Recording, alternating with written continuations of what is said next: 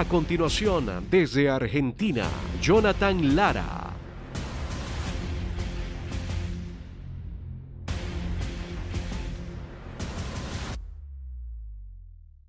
Muy buenos días. Buenos días. Bueno, wow, qué tiempo tan extraordinario, ¿verdad que sí? El que el Señor nos permite vivir y disfrutar. Vamos a comenzar. Tengo varias cosas importantes para compartir y intentaré ponerlas en orden en mi mente para que puedan transmitirse en orden, porque estamos frente a un asunto demasiado importante de la vida de la iglesia. Una iglesia que no ora es una iglesia imprecisa, pero una iglesia que ora mal es asesina. Entonces, necesitamos con urgencia que este tema sea tocado y tratado, porque necesitamos menos asesinos y más edificadores. Así que vamos a comenzar afirmando y estableciendo algo que yo sé que ustedes saben, pero que no viene mal repetirlo. Y es que la doctrina de la iglesia, todos los asuntos que tienen que ver con la doctrina de la iglesia, no están y no deberían de basarse en la experiencia personal de una persona. Cuando nosotros basamos la doctrina de la iglesia en la experiencia de una persona, lo que estamos diciendo es que eso puede cambiar. Porque toda experiencia personal es eso, personal. Y es muy probable que lo que le pasó a usted nunca me pase a mí y lo que me pasó a mí nunca le pase a usted. Entonces, cuando nosotros decimos que las cosas que pertenecen al reino de Dios están basadas en lo que a mí me pasó, no, es que yo oré así, como escuchamos recién, y porque oré así, todo esto cambió. Lo que estamos diciendo es, copiemos la experiencia de una persona en vez de la revelación del Espíritu. Así que la doctrina de la iglesia no está basada en la experiencia de una persona, sino en la revelación del Espíritu. Y el Espíritu es el que afirma la doctrina de la iglesia y la comunica. Hechos 2:42, no es el tema, solo va a ser una introducción. Hechos 2:42 dice: y perseveraban en la doctrina de los apóstoles, en el partimiento del pan, en la comunión y en las oraciones. Así que establece que la oración dentro de la cultura o dentro de los parámetros de la iglesia primaria va en último lugar. Y no es que sea menos importante, porque para Dios no hay orden, pero sí hay un protocolo. Para Dios no hay números, sí hay un protocolo. Primero la doctrina de los apóstoles. ¿Por qué? Porque si nosotros oramos lo que nosotros queremos y no oramos conforme a la palabra, tenemos una oración inefectiva. Oración es un asunto de madurez. Por favor, si usted está anotando, oración es un asunto de madurez. Cuando somos niños, todo lo oramos con la característica principal que tiene un niño cuando es niño, y es el mí. Usted va a ver que un niño dice mi mamá, aunque tenga 4 hermanos más. Mi casa, aunque sea la casa de otras personas. Mi auto, aunque sea el auto que él ni siquiera maneje. Cuando la iglesia es niña, hace oraciones como esta: mi vida, mi ciudad, mi nación. Cuando vamos madurando, nos vamos dando cuenta que no es lo mío, sino lo de Él. Entonces es su nación. Dios no ve naciones, Dios ve su nación. Y cuando podemos orar desde la perspectiva de lo que Dios ve, entonces nuestra oración se vuelve altamente efectiva y altamente productiva. Ahora, todos pueden orar. ¿Puede decir conmigo, por favor? Todos pueden orar. Pero la oración efectiva es de aquellos que oran conforme a la madurez de la formación de Cristo en su interior. Como escuchamos en la primera exposición, no oramos conforme a necesidades, oramos conforme al querer y a la voluntad de Dios. Por eso usted va a ver que todo lo que nosotros fuimos llamados a orar desde la perspectiva del nuevo pacto tiene que ver primero con oraciones de cosas consumadas. No oramos para que Dios se siente en su trono, porque Él está sentado en su trono. No oramos para que Él venza a sus enemigos, porque sus enemigos ya fueron vencidos. Entonces, cuando nosotros no tenemos una perspectiva de mente consumada, estamos queriendo hacerle hacer a Dios cosas que Él ya hizo. Por eso usted ve que todo el lenguaje neotestamentario y principalmente en las cartas apostólicas está escrito en tiempo pasado. Nos hizo, nos amó, nos llamó, nos sentó, nos justificó, nos santificó, nos glorificó. ¿Por qué? Porque son cosas que desde la perspectiva de Dios ya están hechas. Lo que pasa es que una cosa es lo que Dios ha hecho y otra cosa es cómo nosotros traducimos esa experiencia de lo que Dios ha hecho y lo manifestamos en nuestros días, anunciando y notificando lo que Dios ya ha hecho en Cristo. Así que oración es un asunto de madurez, porque los niños siempre piden para sí, los maduros están involucrados en lo que es del Padre. Entonces no estoy buscando que Dios bendiga mi vida, sino cómo puedo colaborar para que su propósito avance en nuestra generación. No es que la primera oración está mal, por favor, la niñez no es nociva. Usted está hoy aquí porque un día fue niño. La niñez no es nociva, se vuelve nociva cuando la niñez espiritual se eternaliza. Si usted tiene una persona de 30 años y usted la ve vestida como un niño de 2 meses, usted dice, esta persona tiene un problema. Si yo me parara hoy aquí con pañales, ¿se dice pañales aquí? Biberón, sonajero, usted se reiría porque no puede creer que una persona de mi edad se vista así. Pero yo un día estuve vestido así. Y cuando fui niño, dice el apóstol Pablo, hablaba como niño, pensaba como niño, juzgaba como niño, mas cuando fui hombre dejé lo que era de niño. Entonces hay un llamado de Dios a la iglesia de Jesucristo a dejar las cosas que son de niño, porque si no dejamos lo que es de niño no vamos adelante hacia la perfección. Hay una perfección destinada para nosotros como iglesia, pero si estamos aferrados a las cosas de niño, esa perfección no se manifiesta. Gracias por ese amén tan entusiasmado. Entonces, oración es un asunto de madurez. Oración es un asunto espiritual. Y vamos a hablar de eso en esta mañana. La naturaleza de la oración es espiritual.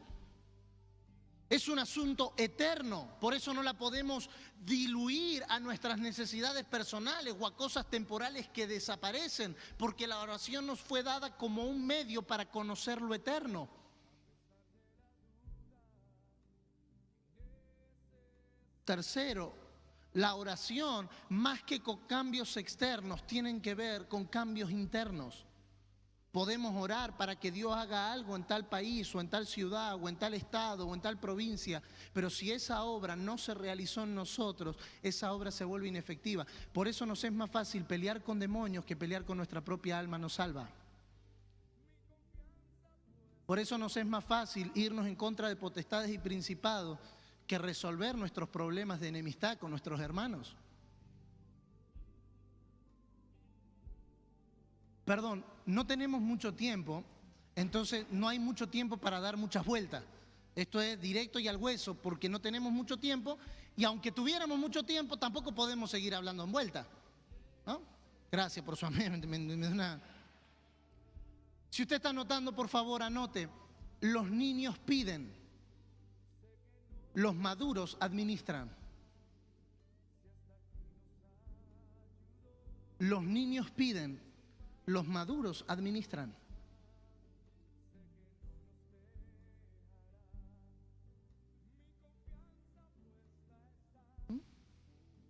Oración es un asunto de equilibrio. Si podremos definir esto en esta mañana, me sentiré realizado. Es un asunto de equilibrio. Pablo dice en 1 Corintios capítulo 14, oren con el espíritu, pero oren también con el entendimiento. El desequilibrio, como fue dicho en la sesión anterior y solo para traerlo y que no se nos olvide, El desequilibrio del misticismo está en que oramos sin entendimiento.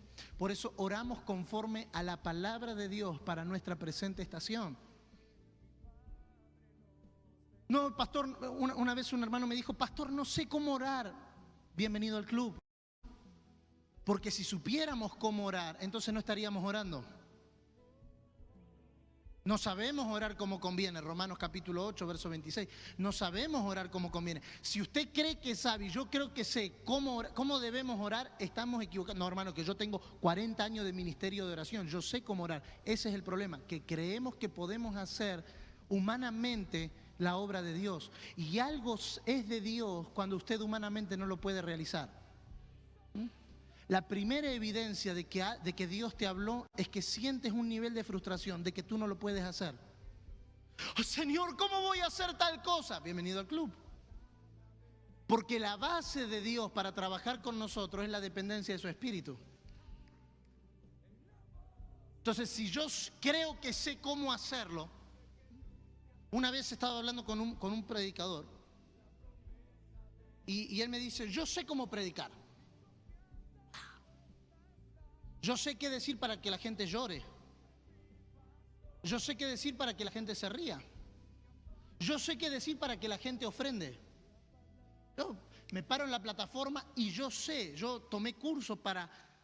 Claro, y cuando intentamos hacer algo espiritual, desde nuestra perspectiva carnal, lo que nosotros le estamos diciendo a Dios es no me interesa la iglesia. Porque la iglesia no puede hacerse o no puede edificarse o manifestarse con intención humana o con intención carnal. Recuerde lo que dijo el apóstol Pablo en Filipenses capítulo 3, no teniendo confianza en la carne.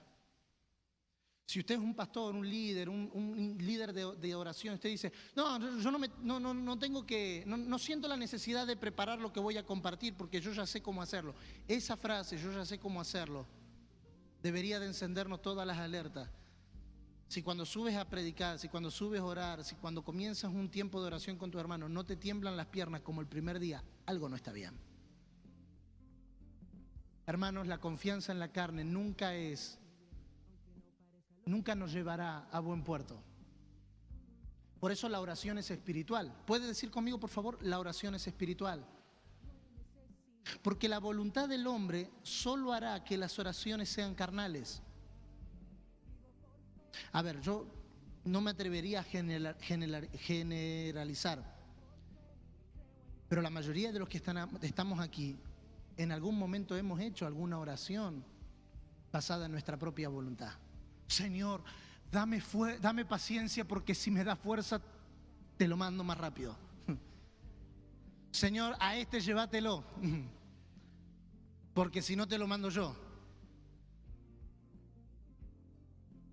Si usted sabe que su liderazgo está siendo efectivo cuando usted experimenta por primera vez el instinto de querer enviar a alguien al cielo más rápido. ¿Por qué? Gálatas 4:19, otra vez vuelvo a sufrir dolores de parto hasta que Cristo sea formado en vosotros. O sea, si usted y yo no estamos sintiendo dolores de parto por la gente que estamos formando, entonces... Mi esposa está embarazada de nuestro primer bebé. Y acompañando todo el proceso, comencé a ver que todo lo que tiene vida tiene evidencias.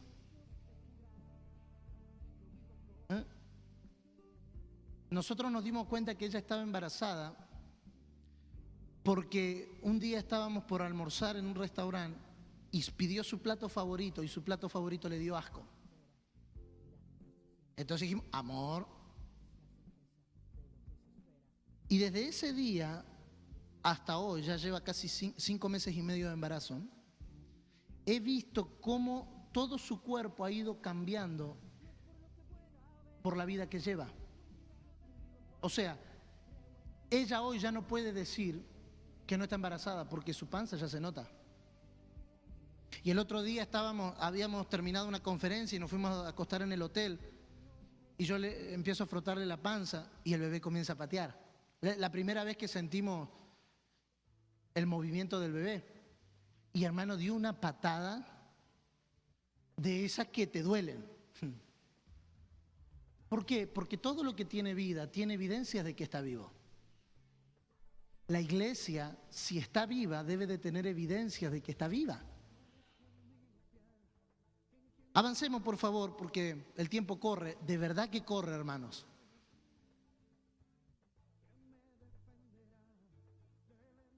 Dios no participará en ninguna obra que sea iniciada por la voluntad del hombre.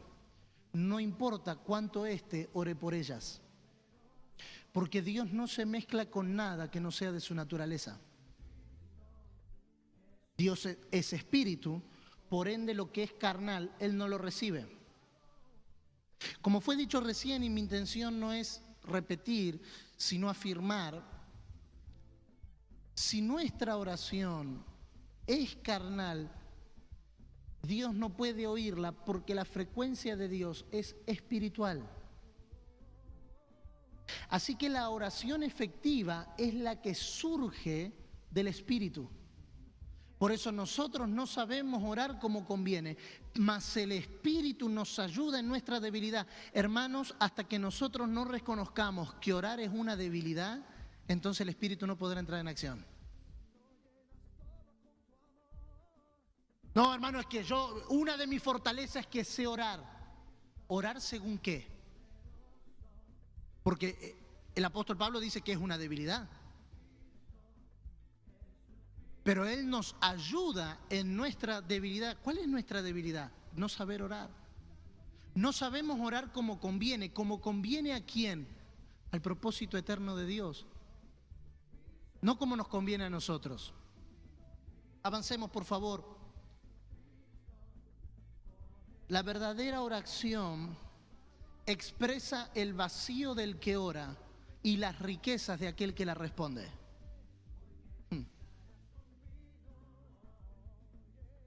Avancemos, la oración espiritual no procede de la carne. La oración espiritual se ofrece en el Espíritu. Yo le doy la cita y usted lo busca en casa para no leerlo. Efesios capítulo 6, verso 18.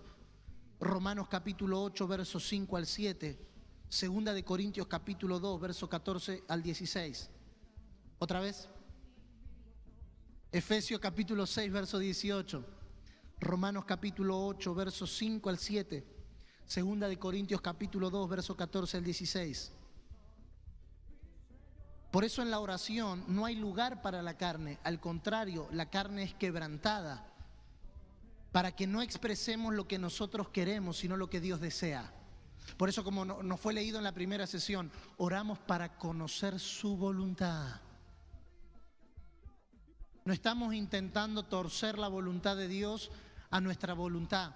Señor, vos podés hacer lo que quieras, pero si haces esto, mucho mejor todavía.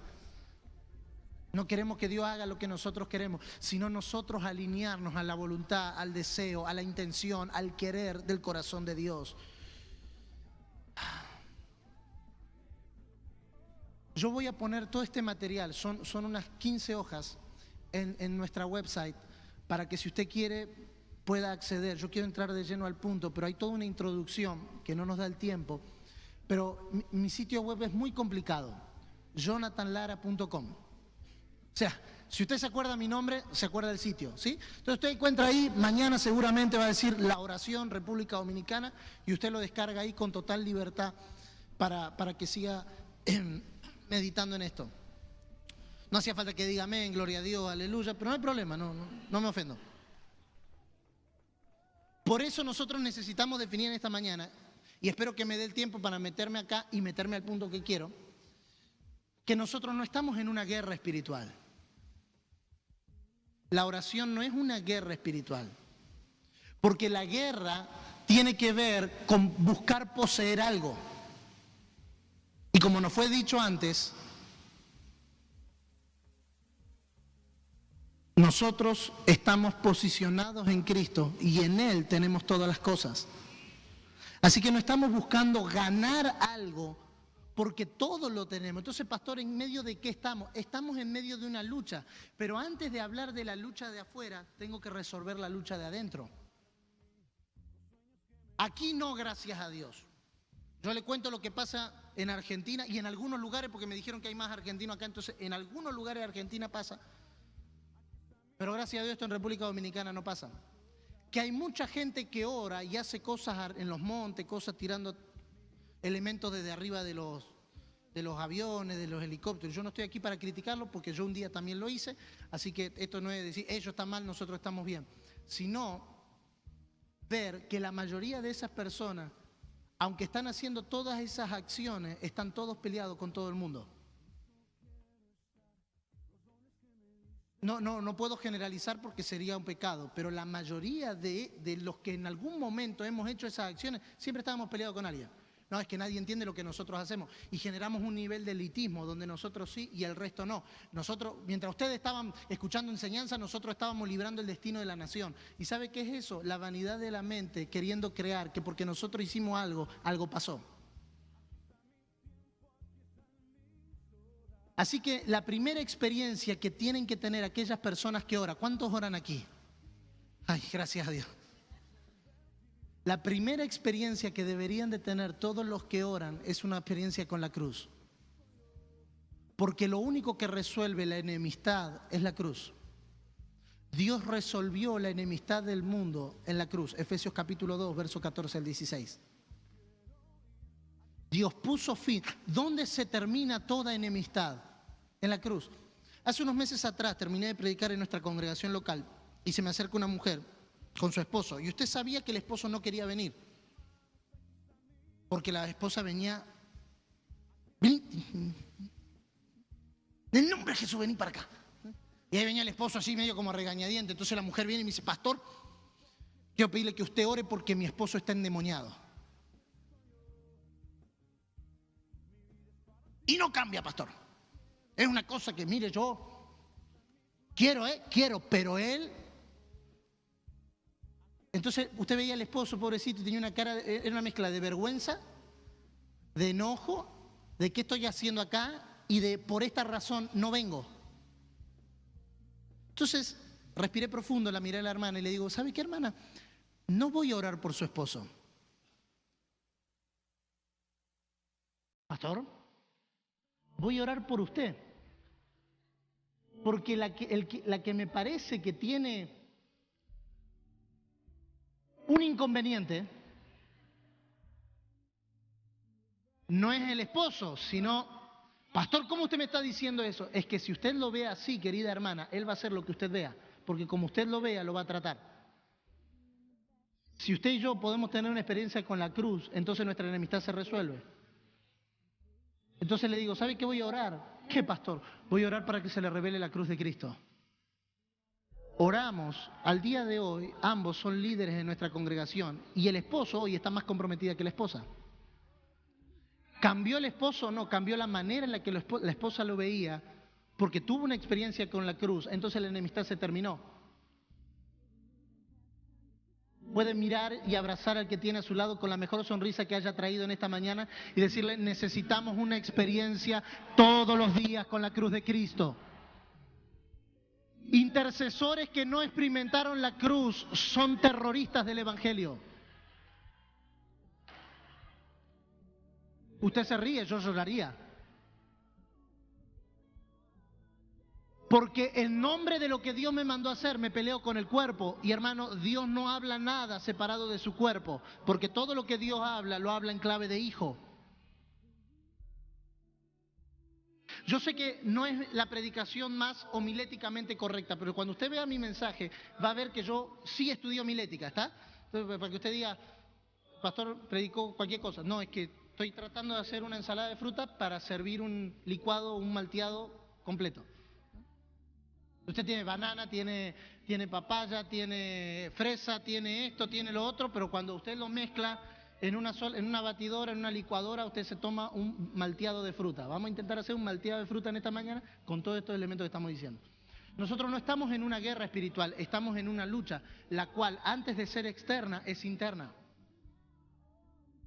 No estamos tratando de convencer a Dios que haga lo que nosotros queremos, sino notificarle a los principados y a las potestades que hay una iglesia que es sabia y que expresa la multiforme sabiduría de Dios. dada a conocer a los principados y potestades por medio de la iglesia. Hermano, yo he conocido personas y yo he estudiado tantos bichos, tantos demonios, todos los nombres, de dónde viene, de hacia dónde sale, y ministrábamos liberación así. Dime de qué región del inframundo viene. ¿Qué me interesa saber de dónde viene si en el nombre de Jesús se tiene que ir? No me interesa saber de dónde viene, ¿sabe? No me interesa saber de dónde viene, sino qué es lo que diseñó nuestra generación. Porque a veces nosotros cortamos la cabeza a la serpiente, pero nos quedan los huevos adentro. En el nombre de Jesús te ato y te reprendo, sí, pero la mayoría de las personas están pensando conforme al sistema de este mundo. Y nosotros creemos que porque mandamos un principado a echar fuera, el pensamiento de las personas cambió. Hermano, por favor, 2 de Corintios capítulo 10, verso 5, para que usted vea que esto está en la Biblia. Derribando argumentos y fortalezas y toda altivez que se levanta ¿contra qué? Contra el conocimiento de Cristo. Hermano, la mayor fortaleza y la mayor altivez y los mayores argumentos que usted y yo vamos a tener es para no conocer a Cristo.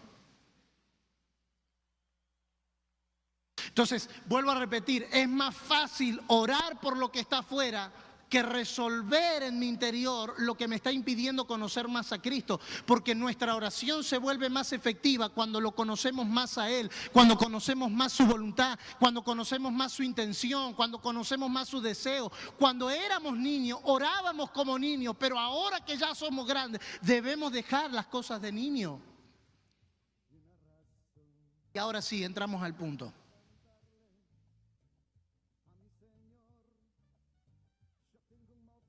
Antes de entrar al punto,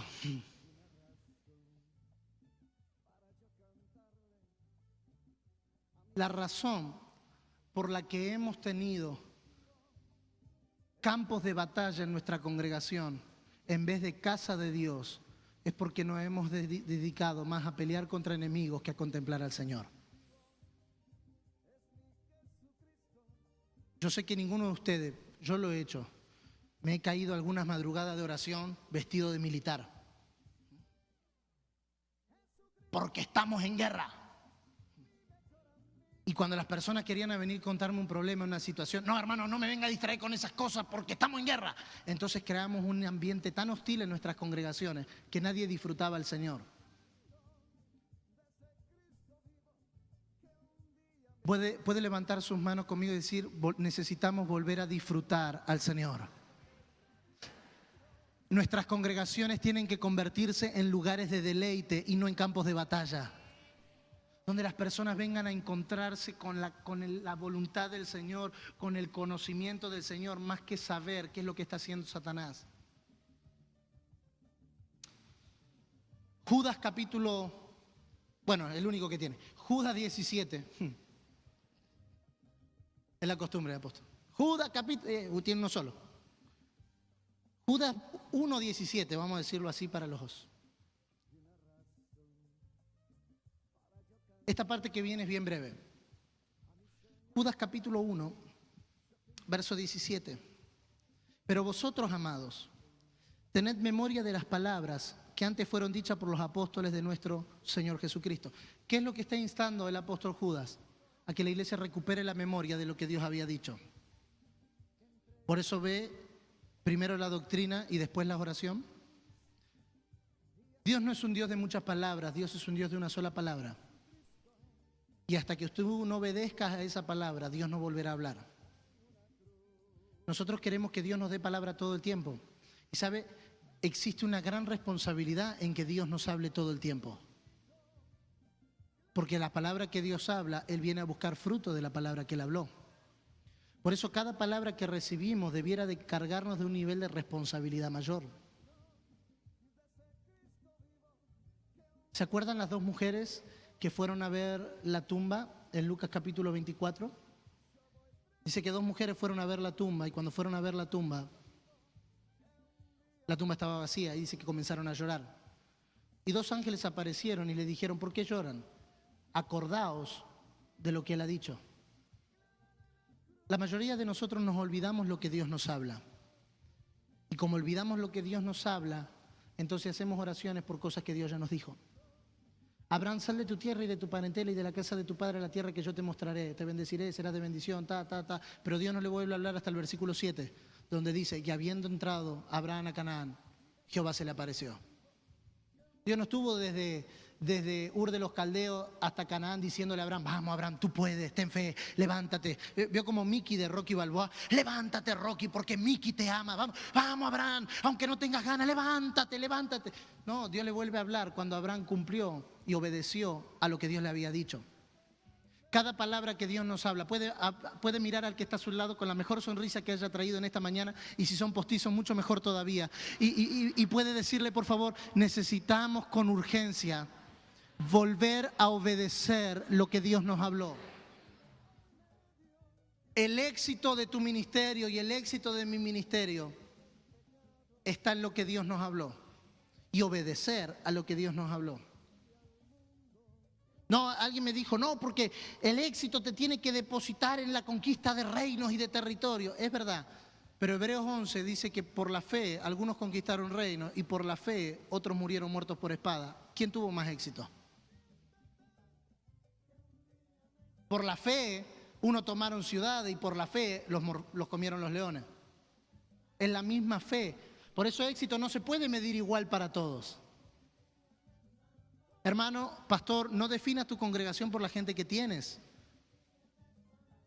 Si nosotros midiéramos a Jesús por la cantidad de gente que tuvo en su ministerio, él tuvo pico de 20,000, pero cuando lo fueron a arrestar había 12 y uno era el que lo estaba traicionando. Necesitamos recuperar el parámetro de éxito de Dios. ¿Qué es para Dios éxito? Obedecer a lo que Él ha hablado y manifestarlo en un periodo de tiempo en el que Él habló. Porque obediencia fuera de tiempo no es obediencia. Volvamos, por favor. Los que decían, en el postrer tiempo habrá burladores que andarán según sus malvados deseos. Estos son los que causan divisiones, los sensuales que no tienen al Espíritu. Pero vosotros, amados, edificando sobre vuestra santísima fe, orando en el Espíritu, conservaos en el amor de Dios, esperando la misericordia de nuestro Señor Jesucristo para vida eterna. Mire por favor el contraste que el apóstol Judas utiliza. Estos postreros, estos hombres y ustedes, estos hombres, y describe la naturaleza humana, burladores, gobernados por sus pasiones, causadores de divisiones, se dejan llevar por sus propios instintos. El apóstol dice directamente, no tienen al Espíritu.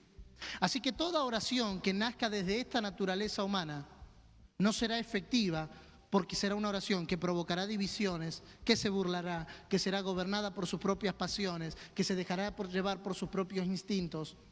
Pero al contrario, el apóstol dice que el protocolo, el orden de la naturaleza divina tiene que ver con mantenerse, con edificar, con orar y con esperar.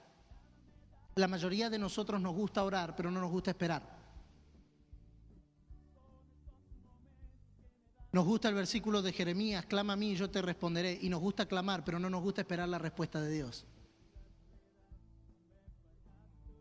Mateo capítulo 6, verso 5. Yo sé que este pasaje usted lo conoce, pero vamos a leerlo otra vez como si no lo conociéramos. Mateo capítulo 6, verso 5. Y cuando ores, no seas como los hipócritas, porque ellos aman el orar en pie en las sinagogas y en las esquinas de la calle para ser vistos de los hombres. De cierto os digo que ya tienen su recompensa. Si usted está anotando, por favor anote, y yo sé que usted lo va a meditar después, pero la oración humana siempre es predecible porque es formas. La oración humana sin el Espíritu es predecible porque está basada en formas. Jesús aquí describe la forma en la que oraban los fariseos. La oración espiritual no está basada en formas. La oración espiritual es inteligente. ¿Y sabe qué? La inteligencia de Dios se basa en que Él no es predecible. Él tiene los patrones por los cuales Él gobierna, pero la forma en la que Él implementa sus patrones no son predecibles. Por eso cuando usted cree que sabe cómo Dios va a actuar, Dios cambia la manera en la que Él actúa. A veces nosotros nos acostumbramos tanto a nuestras formas que volvemos nuestras reuniones, nuestras conferencias, nuestros estudios altamente predecibles. 3 canciones rápidas, un agradecimiento, una ofrenda, la canción lenta, la predicación, la oración al final y todo junto. Y si usted tiene algún medio vivo dentro de la congregación, te llega para la canción lenta con tal de no dar la ofrenda. Eso aquí no pasa, solo pasa en algunas partes de Argentina. Yo se los cuento para que ustedes oren. Mas tú cuando ores, entra a tu aposento, cerrada la puerta, ora a tu Padre que está en secreto, y tu Padre que ve en lo secreto te recompensará en público. Y orando, si usted puede remarcar esto en la Escritura, no uséis vanas repeticiones como los gentiles, que piensan que por sus palabrerías serán oídos. No os hagáis pues semejantes a ellos, porque vuestro Padre sabe de qué cosa tenéis necesidad antes que vosotros le pidáis. Quiero destacar algo que Jesús dice en el verso 7. Y orando, no uséis vanas repeticiones. ¿Sabe? En diferentes versiones he buscado cómo se traduce esto. Y se traduce así: no sean repetitivos, no hablen por hablar, no usen muchas palabras, no parlotees de manera interminable, no uses vanas repeticiones, no uséis repeticiones sin sentido, no repitan ustedes palabras inútiles. Y mire lo que dice la palabra de Dios para todos: no alargues demasiado tu oración. Entonces la oración es más que un ejercicio religioso. La oración es más que una obligación. La oración es la acción genuina de nuestra naturaleza. La oración verdadera está directamente relacionada con la vida del Espíritu fluyendo en nuestro interior. Entonces, le dije que todo lo que tiene vida tiene evidencias. ¿Cuándo la oración que nosotros hacemos podemos decir que es en el Espíritu? Primero, cuando nace del Espíritu. ¿Puede decir conmigo, por favor, cuando nace del Espíritu? Es decir, cuando no es un invento humano, cuando no se trata de esfuerzos humanos, cuando no es una penitencia. Yo me acuerdo cuando era más chico, nuestra maestra de escuela dominical nos castigaba diciendo: vayan a orar. Te portaste mal en la escuelita, de castigo vas al rincón y en vez de mirar a la pared, ora. No es una penitencia, es un disfrute. Disfrutamos orar. No puede ser una imposición. El hombre de Dios ora tantas horas por día. ¿Por qué? Porque si oramos más de lo que el Espíritu quiere que oremos, podemos inventar nosotros lo que nosotros queremos orar. Hermanos, 5 minutos de oración espiritual es más efectiva que 4 horas de oración carnal. No estoy diciendo que hay que orar 5 minutos, lo que estoy diciendo es que hay que orar lo que el Espíritu diga que hay que orar. Y cuando el Espíritu dice se terminó de orar, nos callamos. Ya han pasado 3, 4, 5, 10 horas o 20 horas o 5 minutos. La oración espiritual es mucho más efectiva que la oración carnal. La oración que nace del Espíritu es la vida del Espíritu manifestándose en comunión con el Padre. Segundo, cuando se sostiene por el Espíritu. Cuando nosotros hacemos oraciones según nuestro propio deseo, nos cuesta orar. Porque no tenemos cómo sostenerla. Yo me acuerdo que uno de mis profesores del seminario, porque aunque no parezca, yo fui al seminario. Uno de mis profesores del seminario decía que todo hombre de Dios, para ser un hombre de Dios, tenía que orar por lo menos 3 horas al día. Entonces, su tarea, su examen era que nosotros oremos 3 horas al día. ¿Usted sabe lo difícil que era? Porque la primera hora, que era la mañana, yo tenía más o menos el repertorio cristiano evangélico de cómo orar. Padre nuestro, Señor, vengo delante de tu presencia a pedirte en esta mañana. Y ya lanzábamos, y cuando medio que me faltaban 10 minutos, empezaba a mirar el reloj como para, ¿no? Entonces, la segunda hora siempre leía un salmo, y sobre todo los largos. Hasta que me avivé y comencé a leer el Salmo 119. Y usted lee el Salmo 119 en 1 hora, si lo lee bien. Entonces se había completado la segunda hora, pero el problema era la tercera hora.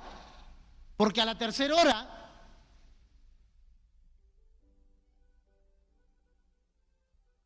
Entonces, ¿qué hacía? Había en la biblioteca del instituto, porque en ese momento no había San Google, y buscaba, había unos devocionales de oración, que decían guías prácticas para la oración. Entonces te decía la oración. Entonces yo, ¿qué hacía? Con un ojo abierto y con un ojo cerrado, para que no sea medio tramposo, miraba lo que decía la guía de oración y con el otro creía que yo estaba orando.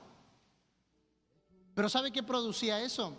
Competencia entre cada uno de los estudiantes. ¿Y cuánto aguantaste? Y no, yo a las 2:20 me cansé. ¿Y vos? No, yo no llegué ni a la 1:15. El que llegaba a las 3 horas, hermano, se sentía el apóstol Pablo personificado. No, es que yo oré 3. Cuando la oración es espiritual, el Espíritu la sostiene, proveyendo todo lo necesario para que nosotros no inventemos. Puede mirar al que está a su lado con la última sonrisa de esta mañana, por lo menos en lo que respecta a mi participación, y decirle: Dios no quiere tu genial oración. Dios quiere la oración que surge y que se sustenta por el Espíritu. Versículo bíblico para que usted, por si necesita. Usted sabe, no importa. Primera de Tesalonicenses 5:17. Oren sin cesar. No sin César, sino sin cesar. No es lo mismo. César se sintió discriminado cuando leyó esto. Mateo 26:41. Estén alertas y oren para no caer en tentación. Efesios 6:18. Oren en el Espíritu en todo momento. No se trata solo de momentos. Puede decir conmigo: no se trata de momentos. Se trata de vida. No tenemos momentos de oración, tenemos una vida de oración. Oramos todo el tiempo. Adoramos todo el tiempo, servimos todo el tiempo. No quiero redundar en historias personales por lo que dije al principio. No está basada la doctrina de la iglesia en las experiencias de una persona, pero pudiera contarles muchísimos testimonios de momentos de oración y también pudiera contarles muchos testimonios de momentos espirituales sin que estemos verbalmente orando, pero nuestro espíritu estaba orando. Tercero y último.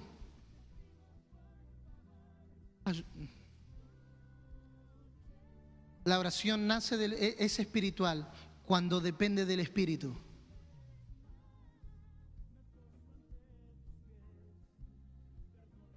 Necesitamos ver, examinar, analizar, pedir al Espíritu que nos guíe. Si nuestra oración depende de formas y costumbres o del Espíritu, porque la oración debe de ser un disfrute y no un padecimiento. Y a modo de conclusión, hay una imperiosa necesidad de que los que oran desarrollen una vida espiritual y no solo un momento en el que oramos. Oramos todo el tiempo. Quiero pedirle si se puede poner de pie, por favor.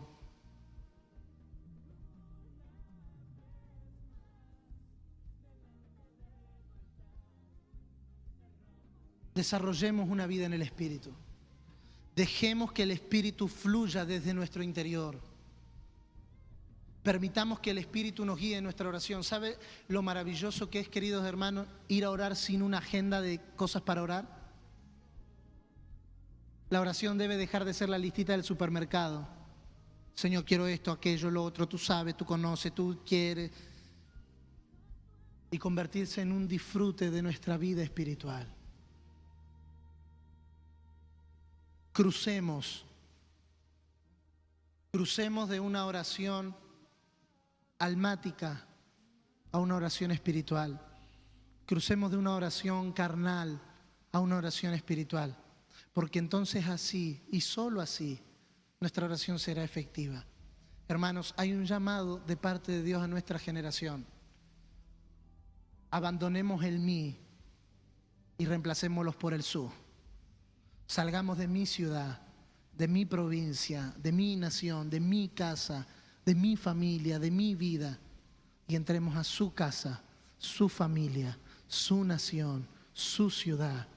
Y yo le garantizo en esta mañana que si podemos reemplazar, no desde el vocabulario, sino desde la obra del Espíritu, porque a veces cambiamos el vocabulario, pero nuestra intención sigue siendo mí. Señor, tu nación, pero no te olvides de la mía. Necesitamos volver a disfrutar la oración no como un padecimiento. La palabra que escuchamos, la palabra que se nos predica, no reemplaza la oración. La oración es la manera en la que la palabra se internaliza en nosotros. Oramos la palabra.